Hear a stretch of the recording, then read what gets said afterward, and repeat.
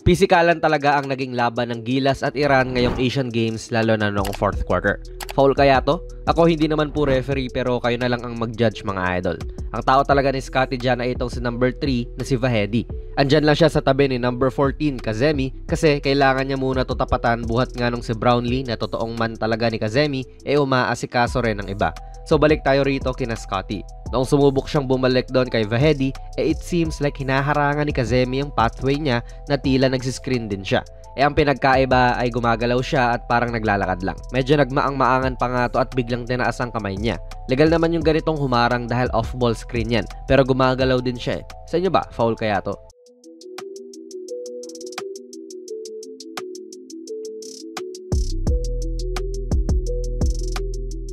Dito naman tila buong laro nagkakapisikalan talaga si Junmar at itong big man ng Iran na si Maysam. May kaunting shove pa nga si Junmar dyan. Pero I think ito kahit gaano pa sabihin nating kanipis ay dapat tinatawagan ng foul.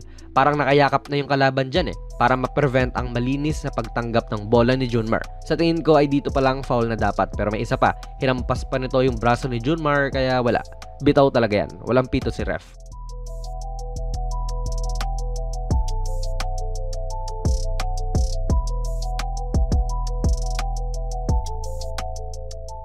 Medyo malabo mga idol no, pero mukhang miski itong braso ni JB ay inabot din ng big man. Pero sige, never mind na yan at baka sobra nasa nipes. Pero ito rin namang offensive board ni Junmar hinampas na talaga yung braso niya. Kitang-kita naman kung saan nakakapit tong si Vahedi Pero again, walang tawag si ref.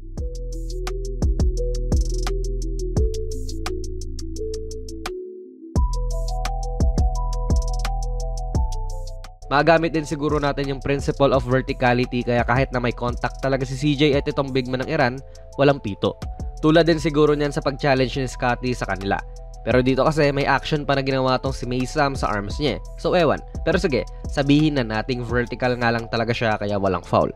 Pero ito panigurado foul talaga kung iba lang ang sirkumstansya. Mabuti sana kung si Scottie ang nag-initiate ng contact. Pumipivot lang si Scottie dyan, pumipeke at tinatry siyang lusutan. Pero hetong si Maysam, pinambangga yung tiyan niya. Okay lang din naman siguro yan kung nakatayo lang siya. Pero nag-thrust pa kasi siya dito, medyo kumadyot siya ng isang beses. Pati nga tuhod niya bumali dahil sa ginawa niya.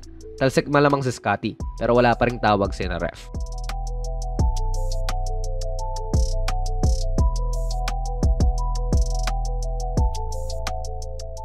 How about din itong go-ahead bucket ni JB mga idol na yes, na-takedown niya itong defender niya pero out of momentum naman siguro yan. Pero itong help defense naman, completely kinuha ang entitled na airspace para kay Brownlee.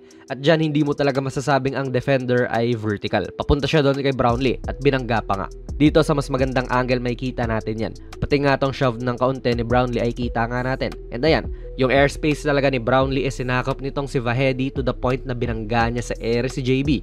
Pero as usual, wala pa ring foul talaga.